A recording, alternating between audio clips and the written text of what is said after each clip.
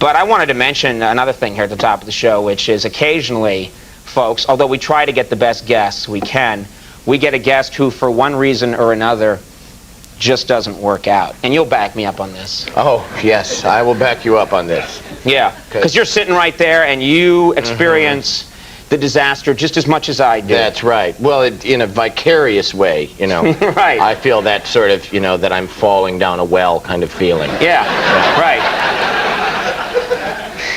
I didn't know it was that traumatic for you, Andy. It is. Well, we've had over the years, we've had a number of guests that it just fizzled, and so tonight I thought we'd take just a minute to look back at some of those really unpleasant but memorable moments in a segment we're going to call Guests We'll Never Have Back.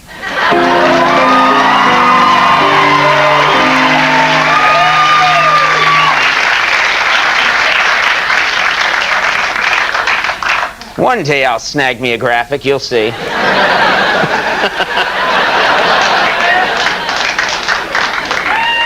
I'm like a little bear cub learning with salmon. All right, well, first up, I don't know if you remember her. First up is Linda Hardy. Now, Linda's a travel writer, and she's written a series of travel books about Europe. We thought she'd make a pretty interesting guest. Unfortunately, her segment didn't really go the way I thought it would. Take a look. So I was looking through your travel books, and I got to say they look fascinating. Now, let's say I was going to go to Paris. Where would a good place for me to go be? For you? Yeah. Well, there's really a fun bar on the left bank I think will suit your lifestyle. They've got all types there. Bikers, drag queens, leather freaks, real kinky stuff. You'll hook up. Yeah, but I'm not gay. Oh, Conan, it's Europe. Don't worry about it. Yeah, but I was thinking more of like a museum, like the Louvre, you know, a place like that. Well, the Louvre does have a bathroom on the 3rd floor. Just knock twice and ask for Marcel. Great, hot, hardcore stuff. You'll love it. Yeah, but wait, how do you spell Marcel? M-A-R-C-E-L. Okay. And make sure you knock twice. I got that. The 3rd floor.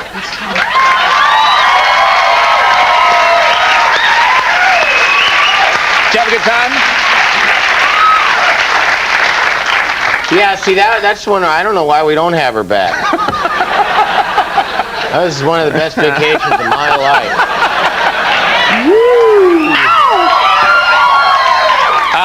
Next up, I got to talk about Donald Morgan. Donald is the reigning U.S. yo-yo champion, and we invited him on the show to show us a couple of his tricks. Unfortunately, he turned out to be nothing like we expected. Have a look. Okay, I saw you practicing out in the hall before the show, and folks, I think this is going to be great. Thanks. I'll start out with something simple. I'm going to create a loop with one hand and actually rock the yo-yo through it. This trick is called, I Think My Wife Is Cheating on Me. Wait, what's it called? And voila! That was really great. Terrific. Thanks. All right, moving on to something a little tougher. I'm going to spin the yo-yo on its side and actually jump over it. And this trick is called, I Can Only Get Aroused If I Visualize My Mother. All right, hold on. I don't want to see this one, okay? I don't want to see it at all. Okay, I'll try a different one then. This one's called, I was drunk driving last week, killed a man, and buried his body in the woods. Okay, no, you're not going to do that trick. What? All right, I don't want to. I didn't like this trick so much. Did you?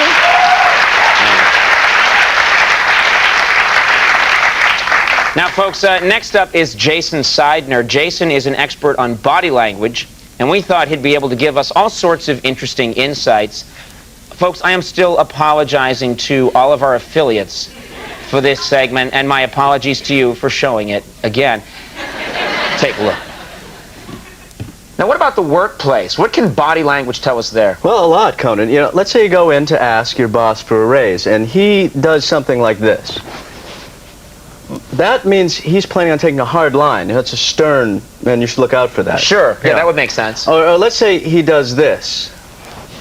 For instance, that means the subject is open for discussion. But so scratching the head sometimes means like it's possible. Yes, but there's vague. It's a vague area there.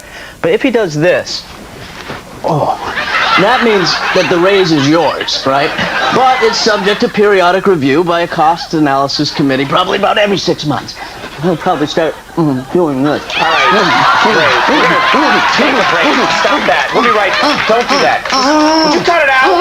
Stop it. We'll be back.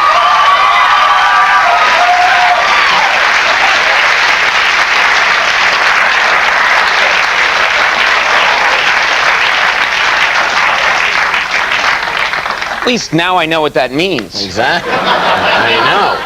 The raise is yours. Yep, raise is mine. All right. Now, folks, Vaughn Ramsey is next. He's a talented young singer-songwriter, but looking back, he may not have been ready yet for the pressures of national television. See for yourself. Ladies and gentlemen, please welcome Vaughn Ramsey. There's a cold wind blowing through the factory gates, brushing her long raven hair. Keep going. We're gonna jump in my car and blaze a trail to a place, keep going, where we'll never be lonely or scared. Keep going. Yeah. Does this suck? No. You sure? Yeah. Keep. We got a car full of beer and a heart full of mischief, and we're... You can tell me, because... Sing. Just sing. It's Sing? Yeah.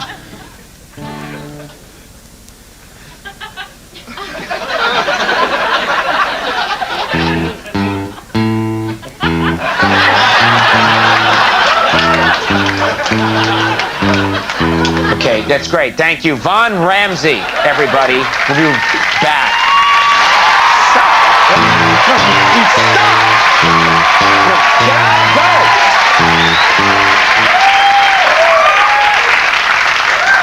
He did that for 40 minutes. Yeah. It was Biggest rating we ever had. Woo. And finally, folks, there's George Sparlin. Now, George is famous for having the ability to catch a bullet with his teeth. I heard that and I thought, we gotta book this guy. As it turns out, I wish I'd never had him on the program. Take a look. Now, you're sure this is okay? Absolutely. I don't know. It's a real gun. I don't... Conan, this is my act. This is what I do. Okay.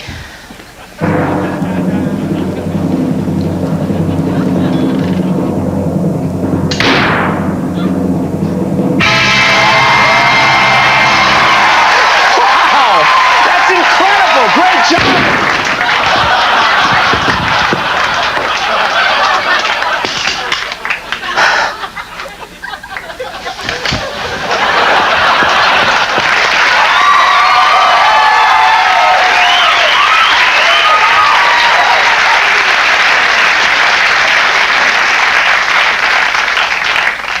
See, he's a little different because technically we can't have him back. Right, I know.